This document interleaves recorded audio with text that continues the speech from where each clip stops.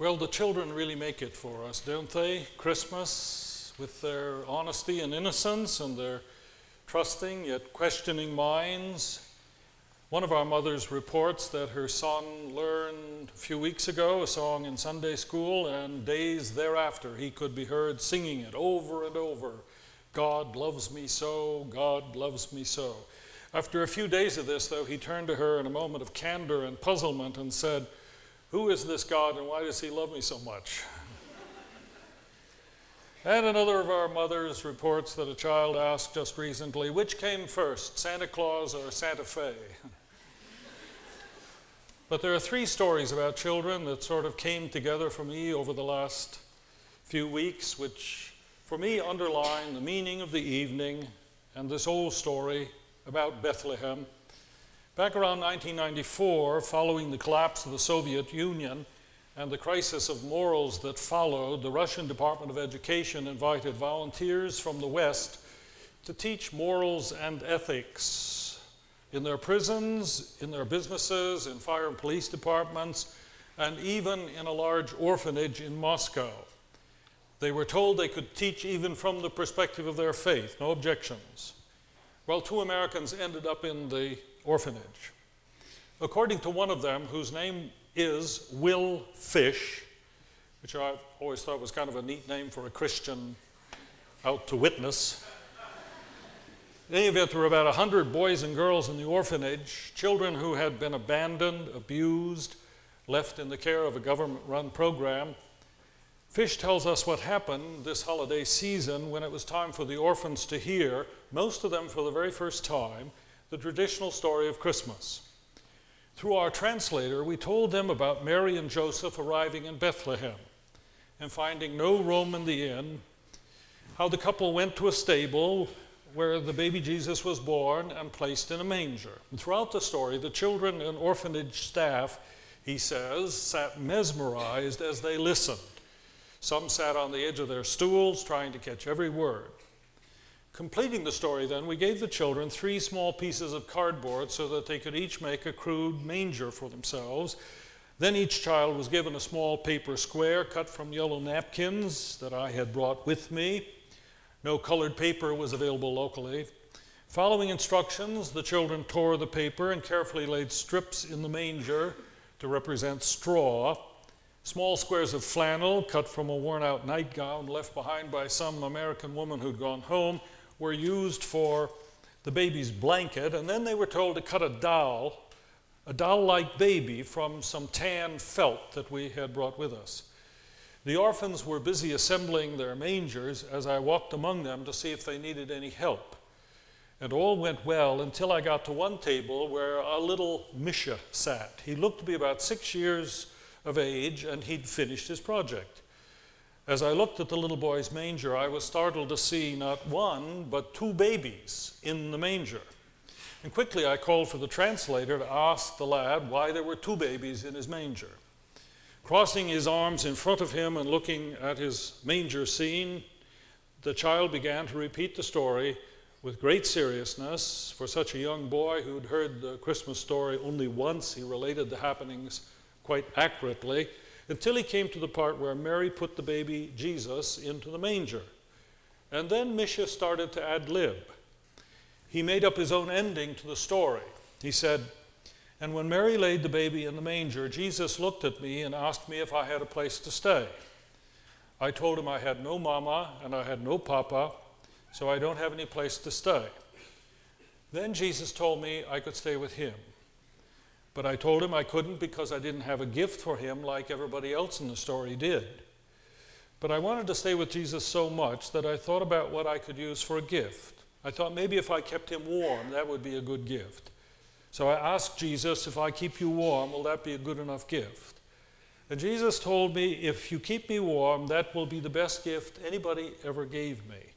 So I got into the manger, and then Jesus looked at me, and he told me I could stay with him for always." As little Misha finished his story, his eyes glistened with tears. The little orphan, in his childhood fantasy, had found someone who would never abuse, never abandon, someone who would stay with him for always. I think he caught the heart of the story. You see, it's not just in the candle glow of a lovely evening like this, when everything seems so right, that God is near, that he feels near. But it's right in the midst of rejection and loneliness and disillusionment with life, where he seems so absent, that God is present. When the cancer biopsy comes back positive instead of negative, when the final exam is marked with an F instead of an A, when the spouse of 15 years stomps out the door and doesn't return, when the dream of success in business is once again downsized and diminished, when the late night long distance call communicates not a birth but a death, when the longing for family harmony is shattered by a shouting match, when the desire for companionship is drained by another lonely holiday, right where the world seems so absent of his presence and power, he's there, says this old story. He's offering peace in the midst of whatever circumstances and strength to face whatever comes.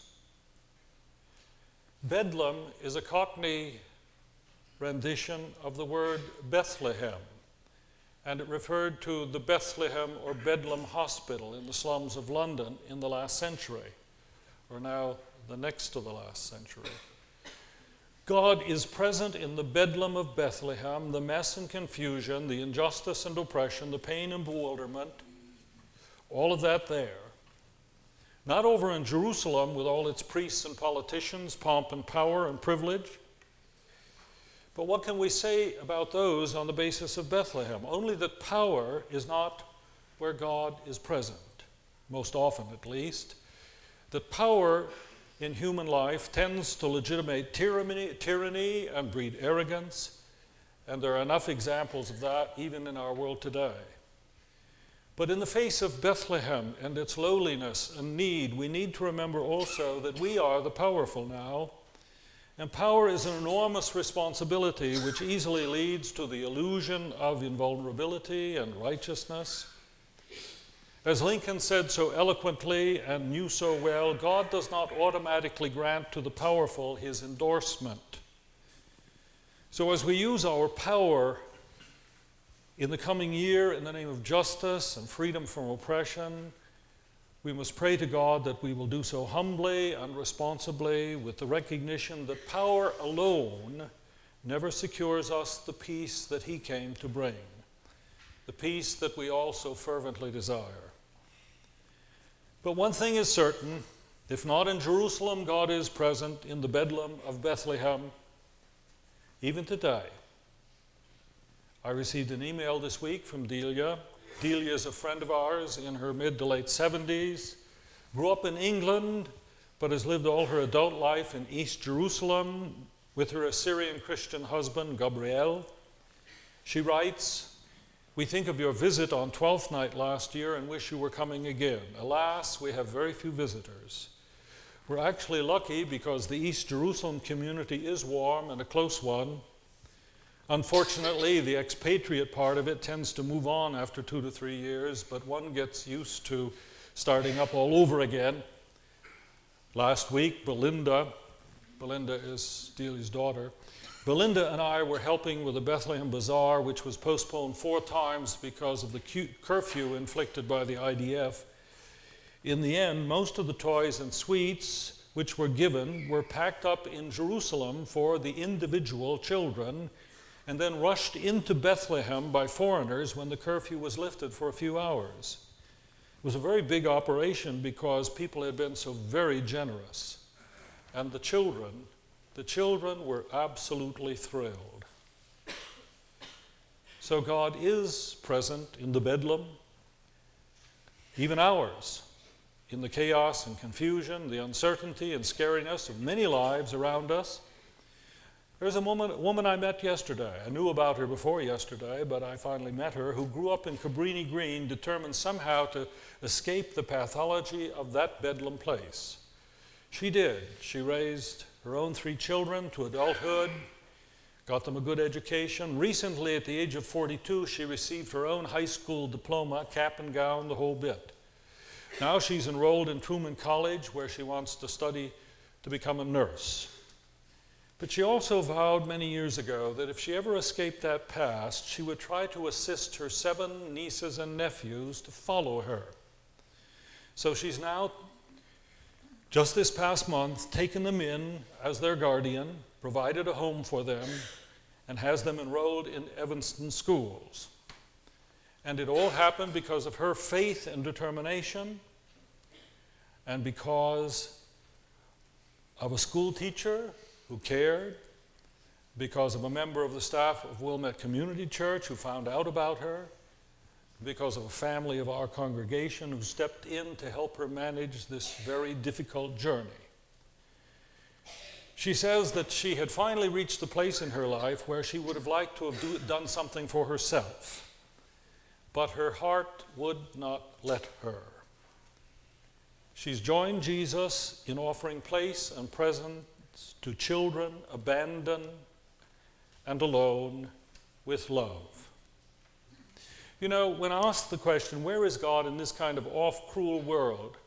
Why do so many unjustly suffer? The followers of this Jesus do not offer an explanation, because there is none. But like him, they do go to those in need and pain, in loneliness and age, and are simply with them in the midst of all the bedlam of life in this world, with them even as he is, carriers of his spirit of comfort and strength and hope and love. The children do it for us, don't they? Nearly every year at the close of their pageants in this very place, they recite to us, "It isn't far to Bethlehem town, it's anywhere that Christ comes down and finds in people's loving face a welcome and abiding place. The road to Bethlehem runs right through the homes of folks like me, like you." And indeed it does. Now to perhaps the most favorite moment of our Christmas Eve together, the moment when we sing together. And isn't it a miracle that we can? Grandfather, grandmother, mother, father, children all know them, the Christmas carols. Probably the most famous of the thousands of hymns written by Charles Wesley, thousands, believe it, brother of John, with him founder of the Methodist Church. This carol, long after their death, it was joined to a tune by the German composer Felix Mendelssohn. You probably don't need your hymnals. We're going to sing just the first verse of each, and I'll guess that you all know them. Hark the herald angels sing.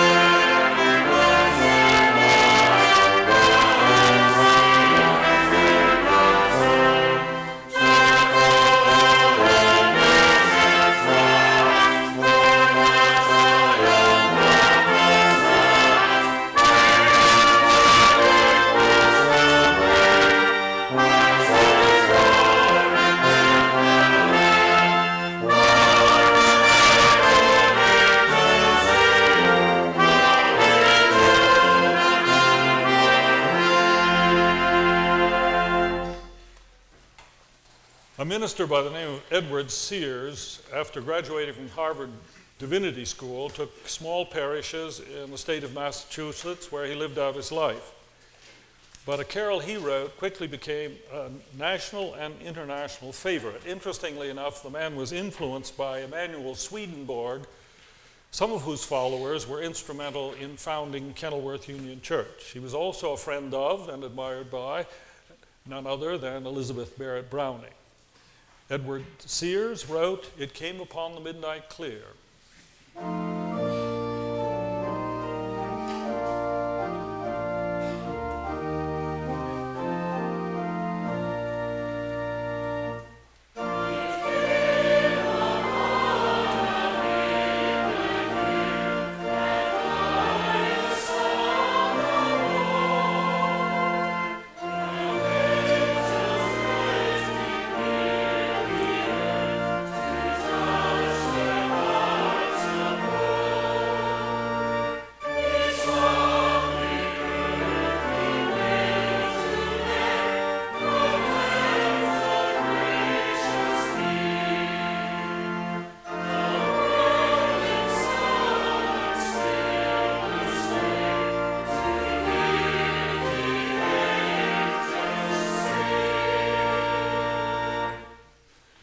Luther's cradle hymn, Except It Isn't, is actually composed in this country back in the 19th century by a Lutheran minister out in Pennsylvania. And it's the one the children know better than we do. So let's sing it, Away in a Manger.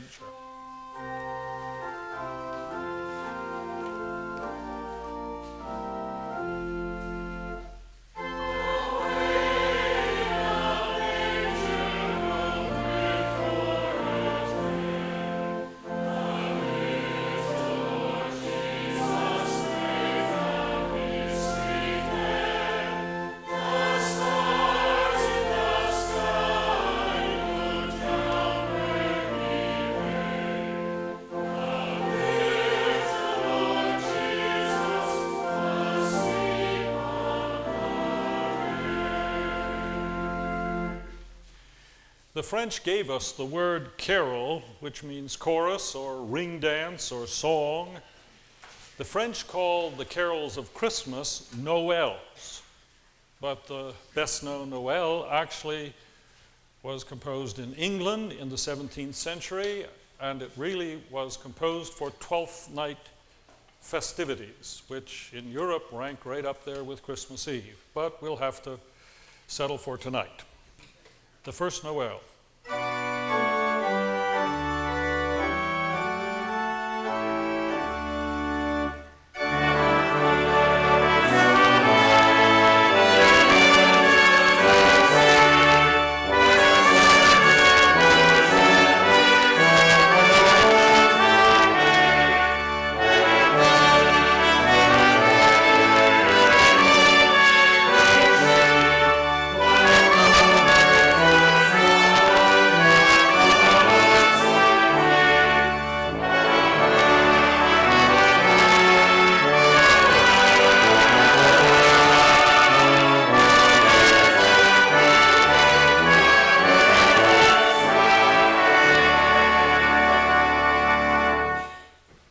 A week ago last Sunday, as every year about that time, 3 little ones, not so little actually, marched down this center aisle, girls and boys, playing the Three Kings.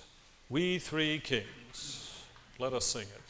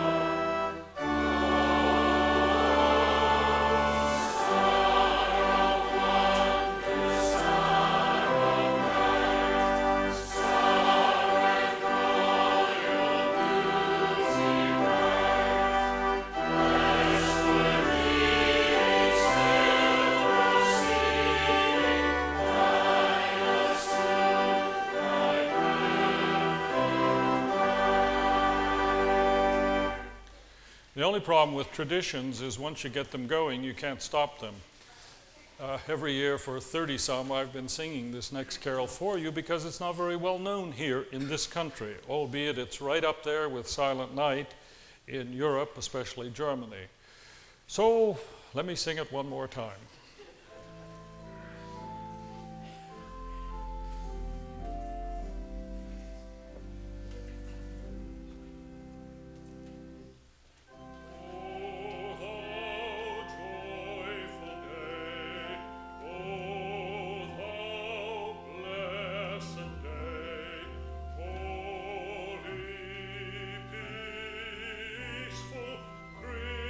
Christmas time.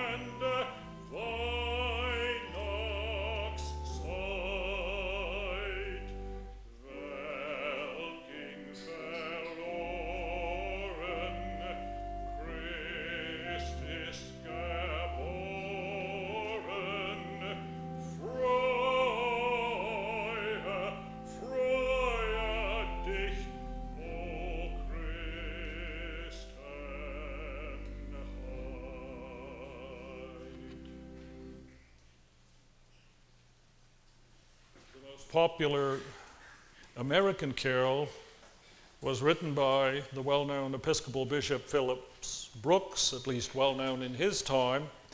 It astounds me that he traveled in the 1860s to the Holy Land and visited Bethlehem on Christmas Eve. He was so taken by the sights and sounds that he came home and penned this one for his Sunday school in Philadelphia. Let us join in O Little Town of Bethlehem.